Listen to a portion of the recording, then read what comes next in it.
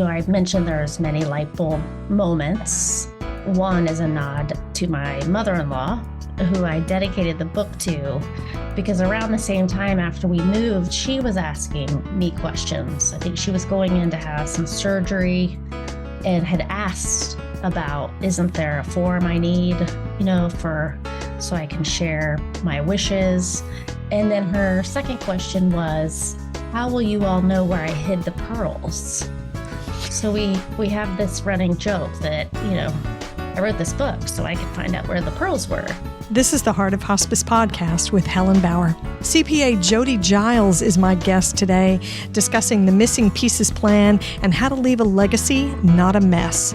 Whether you're a family caregiver or an end-of-life professional, the Heart of Hospice is here to enhance your hospice experience by connecting you with information you can use about end-of-life care.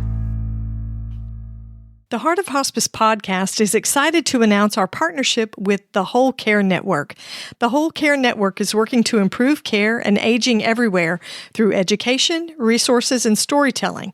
Check out the Whole Care Network for podcasts on caregiving, aging, and self-care. You can still find us at theheartofhospice.com and be sure to look for us on the Whole Care Network at thewholecarenetwork.com. My guest, Jody Giles. Love her. She's funny. I think we're soulmates, sort of joined at the Whataburger. So Jody Giles earned a master's in taxation from the University of Texas in Austin. She has attained both her CPA and CFP licenses. She has a passion for numbers, for planning, and for helping people. Even with her financial planning background, she was unaware of many missing pieces in her own financial plan, not to mention the plan for her loved ones. Even Jody, who's a planner, was missing pieces for her family and for herself. It wasn't until Jody and her husband moved across the United States with 2 4-year-old daughters that she stopped long enough to consider the what ifs. What if something were to happen to her and her husband? That move across country, along with inspiration from her mother-in-law and a good friend, motivated Jody to figure out what was missing and to create the Missing Pieces Plan. Now she's working to help others to fill in those missing pieces and to leave a lasting love letter to their loved ones. We had a wonderful discussion. She's got a lot of really good guidance, and it seems out of alignment for a CPA to be talking about end-of-life wishes. But it totally fits, because when we talk about advanced care planning, it's not just your money, it's not just your health care, it's not just your funeral planning, it's not just your will, it's not just your durable power of attorney. Advanced care planning includes all of that stuff. So estate planning and advanced care planning, it all blends together. It dovetails in there, and really, there's not a part of it that you should leave out. So you're going to hear more advice and guidance from Jody about that. So here's my conversation with Jody Giles, author of The Missing Pieces Plan.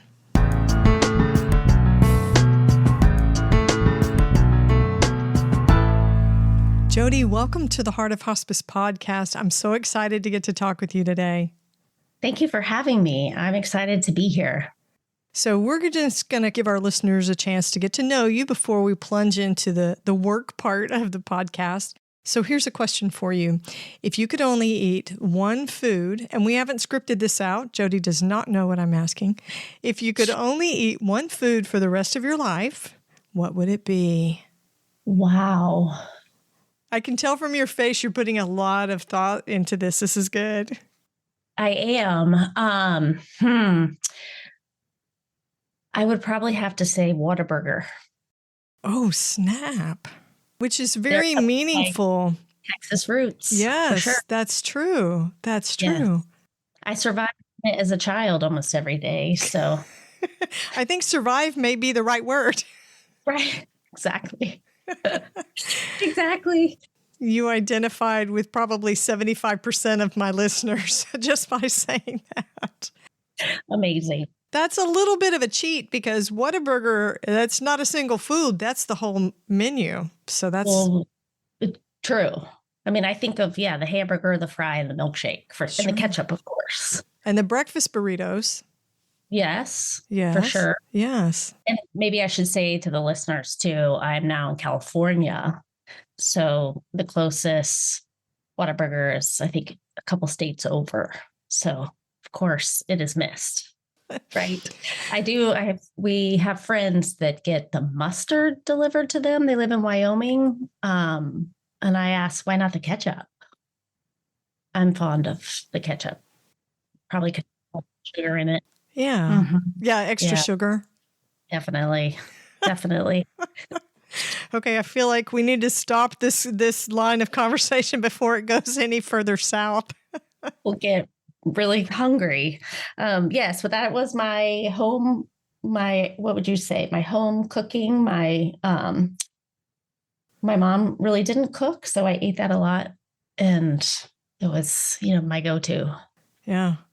Let's face it, it's awesome. It is. Definitely. Although those that are in California would probably disagree because In and Out, I think could be a feud there. Mm-hmm. But In and I Out will not burger. In and Out. It's just I was raised on Whataburger and just something about it. Stay true. Stay true, Jody. Right? Right?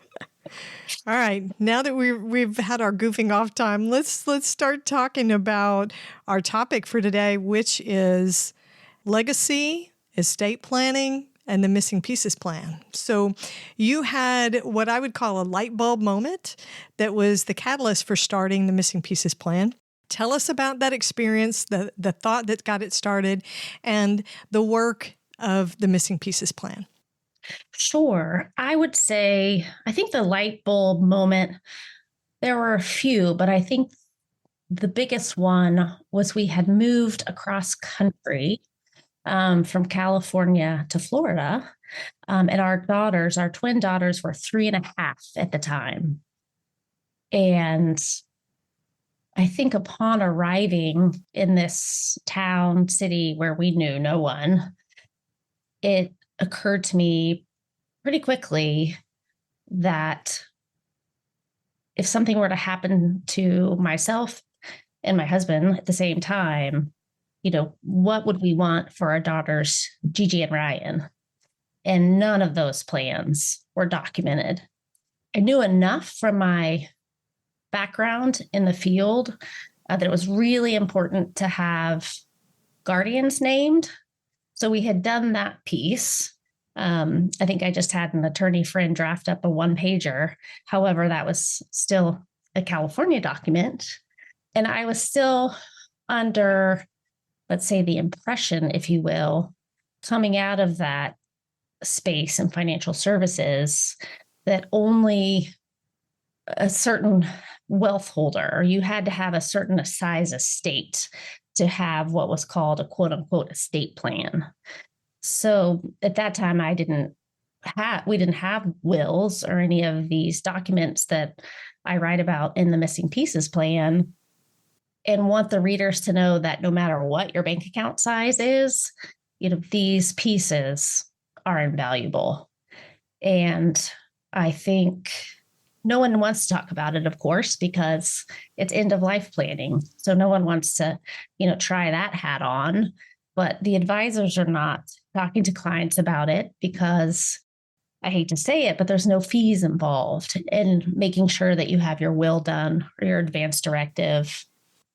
And, I've often found too, the clergy or people in our faith institutions, are expecting that the accountants or the financial services people or the attorneys are having the conversation with clients, and then vice versa. But really, no one's having a conversation and making sure that the plans are in place. So I think to close out this question, I think I just really visualized. It was my sister-in-law whom we had named as the guardian. And I visualized her, coming to our home if something tragic had happened to myself and my husband. And like, what would she do? Like, how would she know where our documents were or what we wanted for Gigi and Ryan, our funerals? What would she do until she could get there? She'd have to fly across country. So there was a lot of things I realized we really needed to have in place. And it was, for the benefit of our daughters, for their sake, to obviously lessen their suffering, but to have a plan for them. It's interesting that your so-called light bulb moment, that realization that you had upended your entire family and put yourself in a place where there wasn't any plan if something, tragic were to happen. And yet you and your husband were both young people. The catalyst was, you made this cross-country move. But for a lot of people, especially older adults, it's a healthcare crisis that makes them think, I need some plans, because if this had not gone as well as it did, I don't have these things. I haven't had these conversations. I don't have anything documented. So I think that realization moment for you came much earlier than for a lot of people across the United States. Because we talk a good talk. A lot of us say we want to do certain things or we want to die at home. We just don't document it. Right. Truly.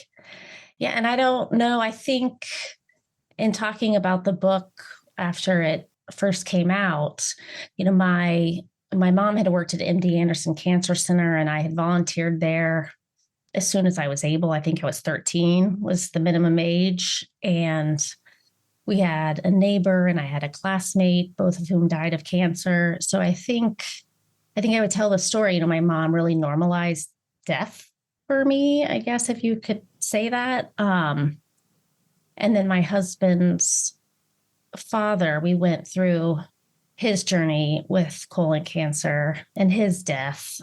And that was fairly, I guess it was probably 10 years or so once we moved, but it was a very impactful loss for all of us. Did you incorporate some of the lessons that you learned and things that you'd seen with your father-in-law's illness and his death? Did you incorporate some of that into the book? I think I did, for sure. And I think, the chapter that I wrote about that I knew the least going in, but knew it was just as important as the other chapters, was the healthcare directives.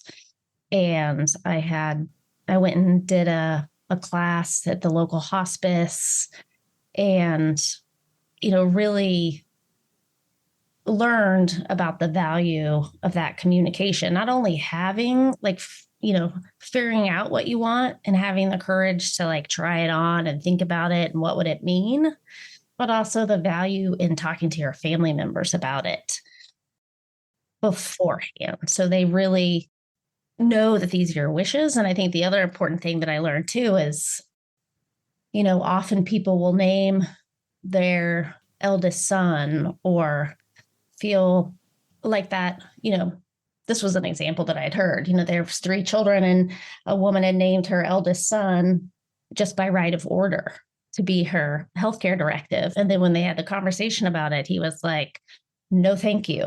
I prefer if Billy or whomever the second child was or third child to handle those decisions. But I think as it relates to my father-in-law, those discussions, I don't think took place. So I want to touch back on something that you said that I think is maybe I don't want to say detail, but an aspect that people forget about or maybe don't consider when they're doing their advanced care planning. So you sort of rely on that role going to the oldest child or even going to your spouse. And you just sort of think, well, I don't need to designate anybody because this is who it'll go to and I'm happy with that. But if you haven't had that conversation and you accidentally, just by not naming anybody, you have designated somebody who's unwilling. Right. Says they don't want to do it or they find themselves incapable. They don't feel like they could manage it. What a huge mess that would leave. Definitely. Yes. I think you're referring to, if you don't name someone by default, every state is different, but it may fall to your spouse, as you said, or a sibling. So just, the importance of, again, not only naming someone, but then having the conversation with them So they know what your wishes are, for one. So they really understand it, because when push comes to shove and they're in that moment, should they ever, have to be in that moment, they can feel confident that they're following your wishes, and that they feel like they can do that. The confidence and the strength, really. Sure. And I think there's a flip side to that argument too, because you want to designate somebody, or even by default, designate somebody who is in agreement with what you want and will follow those wishes. I've heard of couples that sat down and the wife said, okay, I want this and this and this and this. And the husband says, well, there's no way I'm going to do that for you. I don't agree Sure. with that. I don't like it. I don't think I'd be comfortable. And in the moment, I'm pretty sure I wouldn't be able to make that decision. Sure. Right, in compliance with what you're saying. And so the woman realized she needed to designate one of her children and talk to them and find someone who was actually, I wouldn't say approving of what your wishes are, but there have been situations where medical proxies don't make end-of-life decisions in alignment with who that person was or what they wanted. And that's not the way that directive's supposed to work. That's not the way that designated person's supposed to act. Sure. And I think, just for me personally, I have named Jason, and, having children that are still under the age of 18, I just picture, if I didn't have that piece in place, imagining him agonizing over what to do. Sure. Which would be the last thing I would want. I would want him to be able to have all the strength and energy and wherewithal, to be there for our daughters. Yeah. And I've taken care of that, that decision. Or it just complicates things so much. So one of the concepts that guides the missing pieces plan in your book is leave a legacy, not a mess. I absolutely love that. It's so concise, and I think it's really descriptive, because a legacy has meaning and purpose, and it creates memory that is important and valuable to people. A mess is just something that somebody else has got to clean up. Very true. Yes. What are some of the messes that you've seen people leave their families? I think, and before I answer that too, I just want to say one thing that I tried to, describe in the book about, the word legacy, that can mean so many different things. And I feel like there's a notion that only a rich person should have a will, or a rich person can have a legacy or their name on the building. So I really wanted to drive home, like, legacy means so many things. It, passing down a recipe, or making sure family members have a story of yours that you want them to know. And I think, in regards to your end of life planning, those are the memories, unfortunately, at the end of your life, that you're right. If there's a mess, it's like, it really takes away from those left behind the ability, to grieve and process the loss when there are so many messes to take care of. One example, since writing the book, I lost my best friend, had a heart attack and died unexpectedly. And as much of a supporter that she was of my book, her adult children had a hard time finding her wishes. And so I watched, for over a week while they agonized how to plan her funeral, and what would she want, and what would her wishes. And they were, her son and now a daughter-in-law are both musicians. So it was just, almost agonizing for them to figure out the right music and what would be meaningful, and church and verses and speakers. And of course, it was beyond beautiful and such a celebration of her life. But I just hated that they had to go through that, versus, the gift in having written down instructions. And again, it's like little or as much as you want, but at least, if you leave a hymn that you like, or the person that you want to eulogize you, or a verse or a poem. I can't, my daughters laugh the way I say poem. So try to keep that in because that was amazing. We will leave Uh, that in. People are like, what word is that? But yes, I've just heard from so many people when wishes were left behind. It was like, I think I say this in the book. It was like one more I love you, or they really felt the presence of the person, in that celebration of life that they, had thought about those they were leaving behind. It's like the wishes are an expression of that person's personality and who they were. Yeah, I love that. I love that. I think having a plan like that, when you take all these pieces that fit together well, you create an avenue for reminiscing as people are grieving. So it's not just, oh my gosh, we're having to choose music, but we're reminiscing, hey, mom chose this, Hallelujah by Leonard Cohen. And remember how much she liked this arrangement. It allows some meaning to enter into the grieving at the same time. Definitely. In that example, I mean, can you imagine siblings fighting? Like, what if, there was fights over songs? And I'm Sure. sure whomever this person was that died, that's not the intention. Yeah, you would hope that it You would wasn't. hope. And people, I Yeah, think in their grief, because people grieve so differently, it's easy to create conflict over any of those details. sure. Yeah. Sure. This episode is sponsored by Hospice Navigation Services, the guide for your journey. Navigating end-of-life care can be confusing and overwhelming. Hospice Navigation Services can help you navigate hospice care for the best end-of-life experience possible. Hospice navigators are hospice professionals with at least 10 years of hospice experience, trained to provide accurate, unbiased information. Our team's compassion and respect for quality of life allows them to help you focus on getting the kind of care you want. When you need in-depth information about hospice, a Level 1 navigation session can provide information on what hospice care includes, roles of the team members, and how to choose a hospice agency. A Level 2 session is the best choice if you want to include multiple members of your family or caregiving village, and includes an explanation of hospice costs and coverage. If you have specific questions about a current hospice experience, a question and answer session with a hospice navigator can give you the answers you need. Watch for the launch of the Hospice Navigation Services in the spring of 2023. Hospice Navigation Services, the guide for your journey. Now, back to the conversation. In your book, you talk about the legal issues like having a will, a power of attorney, and an advance directive. And we know that all of those things are crucial.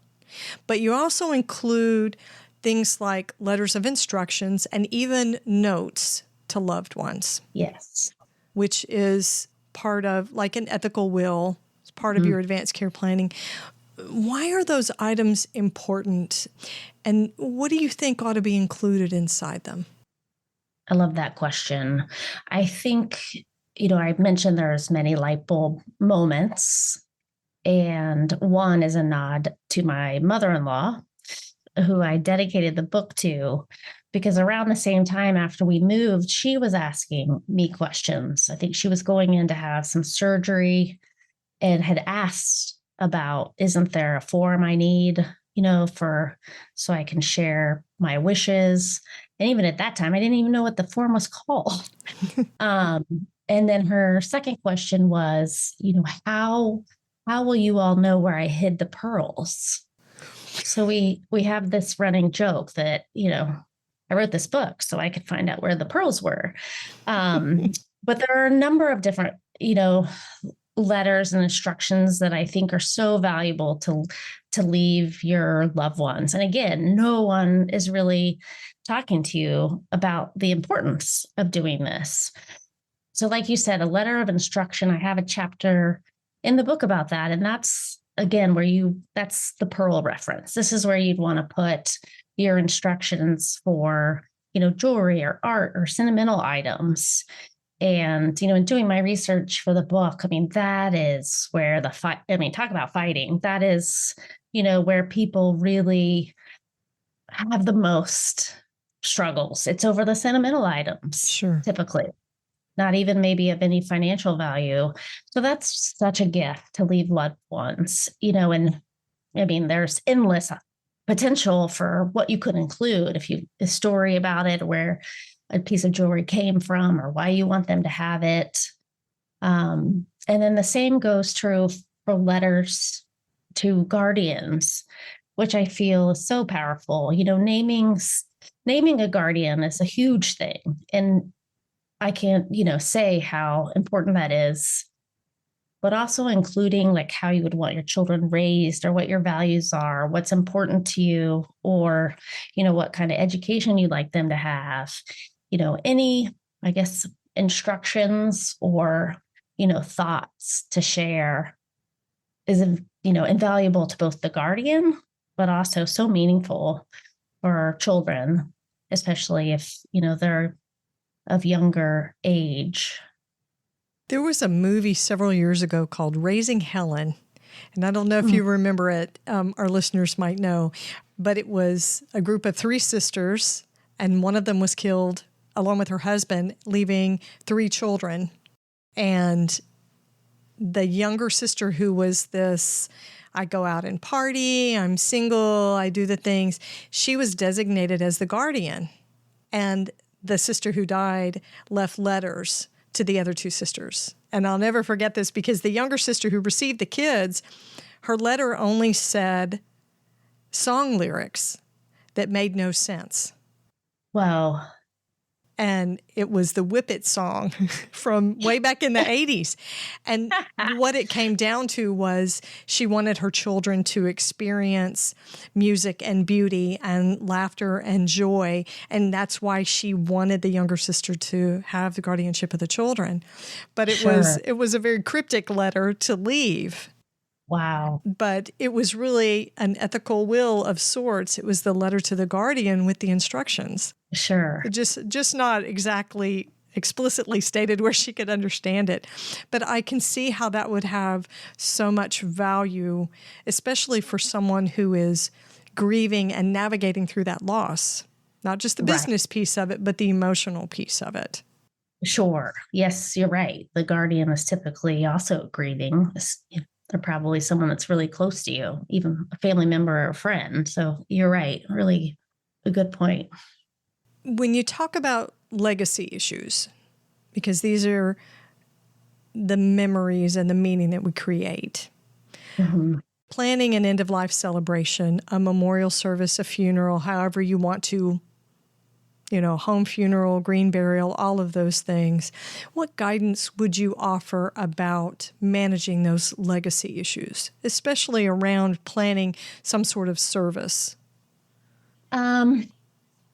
In writing the missing pieces plan, I really didn't want to just write a book that said, here's what I think you need. Good luck.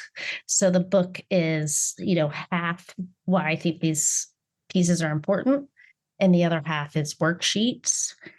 And I really wanted, people to utilize those, and recognize really the hardest thing is starting. Right. It's the heart. I mean, it's just the procrastination, but also it's something no one wants to do. It's thinking about us not being here. I mean, to try on not being here tomorrow, and, the grief of my daughters and having them, to live without me is unbearable. I guess you could say compartmentalizing, but knowing that if something should happen, and creating these plans is part of your legacy, and that they can take that with them and they know that you were thinking about them. So I think just starting that is just my first suggestion. And I usually tell people, just get a notebook, whatever you journal in, whatever it is, grab a pen, set a timer. I mean, it can be for 5 minutes, but just sit and think for a minute. What would be the most important thing to you about planning your funeral? Would it be the location? Would it be, who's speaking, flowers? I had a high school friend whose father-in-law wanted everybody to wear golf shirts. I mean, there's a full gamut. Like I've asked for whoopee cushions in the seats because I was like, I think I got that idea after Nancy Lynn is the name of my friend. And I remember walking into the church, and seeing all the little Kleenex packages in the pews, and it just pissed me off. It's like, ugh. I think I was going through whatever stage Sure. of grief that was at that time. So I was like, screw that. I hope I can Absolutely. say that on a podcast. And yay. And I was like, I want whoopee cushions. This sucks, basically, is how I was feeling at that time.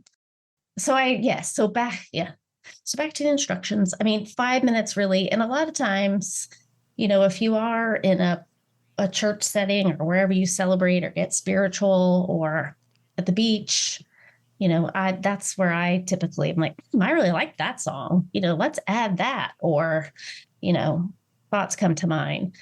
It's really just taking a snippet of time, really, to do all the pieces. That's what I say. I really love the idea of selecting a place. It doesn't have to be a traditional building, doesn't even have to be inside a building for that matter at all. So, Right. recently I've been working on my advanced care planning. And I have 2 adult kids. They're awesome. They each responded to my conversations about my end of life with Right. what I expected them to do, how I expected them to respond, which was, one of them's like, I will pull the plug this afternoon if you need me to. And the other one was pretty much, I don't think you're ever going to die, so I don't want to talk about this with you. Of course, according Of to their course. personalities. But my husband, I think I've told this story on the podcast before. My husband is a really quiet guy, does not work in healthcare, and I think he tolerates my discussion about death and dying all the time Sure. with just a lot of patience. Yes. And so for me, every time we go to a funeral or we hear about somebody dying, it's a catalyst for me to look at the funeral or the service we've been to, and I think, I don't want that. I thought this was meaningful, So I'll tell my husband, he gets trapped in the car with me on the way home. And I tell him, and I said, well, Sure. what do you think Yes. about yours? And he's such a quiet guy. So he has told me he's left one instruction, and that is we are to sing Amazing Grace to the tune of Gilligan's Island. Amazing. Yes, which I'm pretty sure we could go to hell for that because I tried it and it's just sounds sacrilegious. It's awful. I love that so much. I'm hoping that he's kidding, but I think he was serious. It sounds like, if he sounds like a pretty serious guy, I mean, again, just one thing. And think about you all sitting in the pews or the chairs or where in the grass, wherever you are, his presence will be there. That's for sure. He'll probably think that's hilarious from wherever he is. Exactly. Isn't that a legacy to leave right there? I love it. definitely. Yes, definitely. I think, well, I don't know if I had already finished the book or was still working on it. And I just randomly came across this young lady, and I can't remember how we started talking. She couldn't have been 20. And she said her father had passed away, and he had said he didn't want anything. And she said how hard that was for her, because it didn't allow her the grieving process that comes with having, some sort of celebration of life. Yes. So I think that's something important to consider. It's not for us. It's for those that are left behind. That's a lesson that I learned while I was working on my advanced care planning, because what I realized was I kept going back to my kids and saying, would this have meaning for you?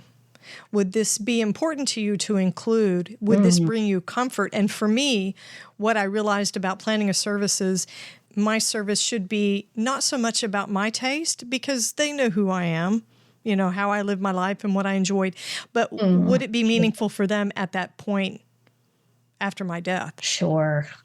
And I think we forget to talk about that sometimes. A lot of times we talk about the person who's deceased, who's going to die, make it all about the stuff that you liked, is it an expression of you?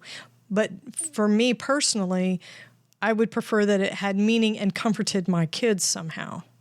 Yeah, definitely. Yeah, I'm glad you brought that up, because I think I have written in, depending on the age of my children, when I first started doing this work, they were 3.5. And we have since moved back from Florida to the West Coast. And, you know, it'll depend on where we are in the country, but I feel like also their age and, you know, who they would want to be there. And I think as far as being cremated or buried, I've also thought that that's probably pretty age dependent for them as well. So I've left that, you know, open for Jason to decide for the girls, you know, what would they feel comfortable with, I guess. That my preference there is really for them. And I guess that's okay. I don't know if I've ever actually talked to in depth about that, but I feel like that's important too. I think so, considering the age. And of course, the methods of disposition of a body, Right. those are changing. Green burials are a thing. Yes. So there are options that we didn't have 20 years ago. For sure. I remember years ago when I first started in hospice talking to my girls about wanting to be cremated, and they were both horrified. Right. Right. Horrified. Right. What do you mean? You know, we want to prop Right. you up in the living room forever and ever so we can talk Sure. to you. Yeah, exactly. Yeah, those dynamics and the maturity level of your kids and who they are, that changes. It's just Definitely. another good reason to go back and revisit your advanced care planning. Exactly. Yes. Great plug. Just tell people tax time, we're already doing something that we don't like to do. It's a great time. Just get out the notebook and review everything. Absolutely. Nothing is sure but death and taxes. Right. So that's the best time to do it. Okay. Yes. So, Jody, I have one final question for you.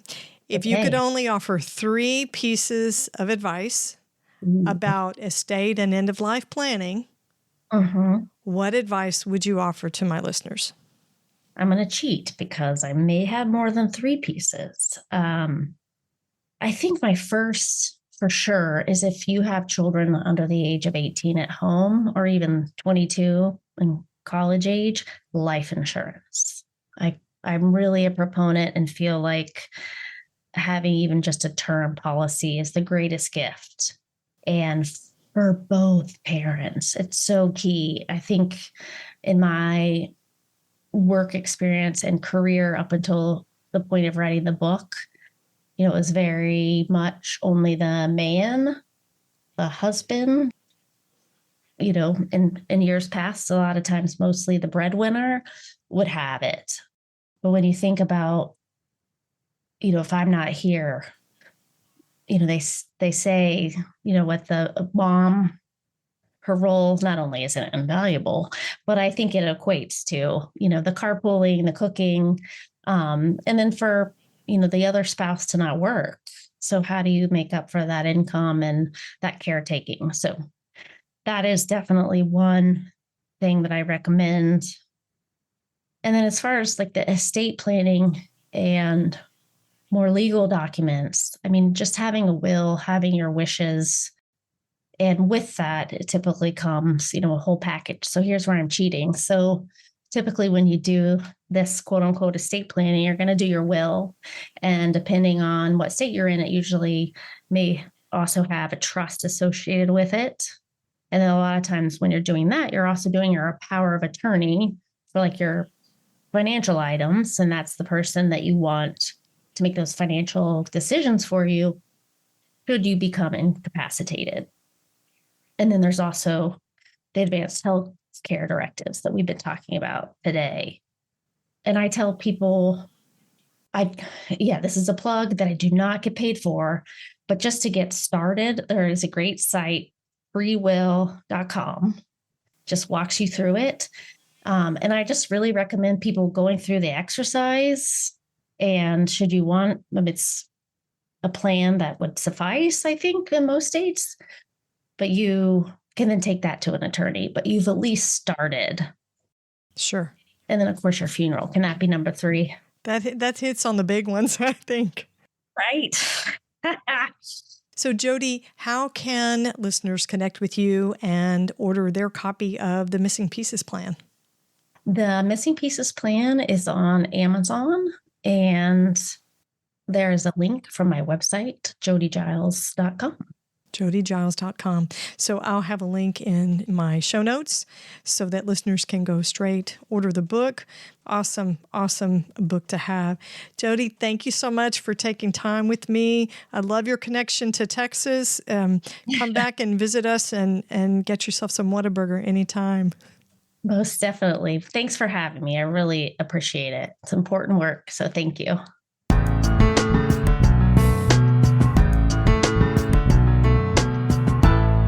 So I think Jody had a leg up on most people.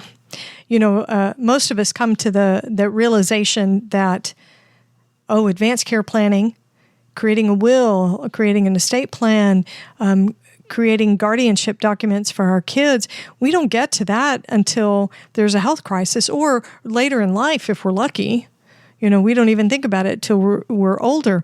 But she was given a little wake-up call without anything horrendous having to happen. She just made a move and then all of a sudden realized there's no safety net.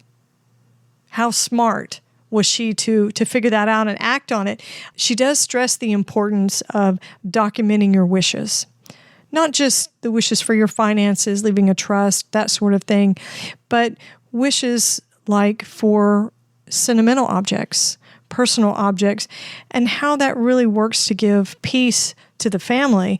I really love the idea of letters of instruction and notes, writing notes to your loved ones to help pass along your values and your love. And what did she say were the pearls? Tell you where the pearls are hidden. So you're going to want to check out the Missing Pieces Plan book. She's got instructions in there. She's also got worksheets. And remember, if it seems like a daunting task, and it probably will at the very beginning, remember Jody's suggestion? Just start. Just pick up a pen, pick up a pencil, and give it 5 minutes. 5 minutes of your time just to get yourself going and create some momentum. She also recommends freewill.com. And remember, we're going to have that in the show notes. You can go straight to it when you need to. You can find the Missing Pieces Plan book on Amazon. And then check out Jody's website at missingpiecesplan.com. Be sure to catch the next episode of the Heart of Hospice podcast. You can find more episodes on theheartofhospice.com. Don't forget to subscribe on your favorite podcast platform. You can connect with the Heart of Hospice on Facebook and Instagram, and send me your questions or comments by email to helen@theheartofhospice.com. And remember, no matter who you are or where you are in your hospice journey, you are the Heart of Hospice.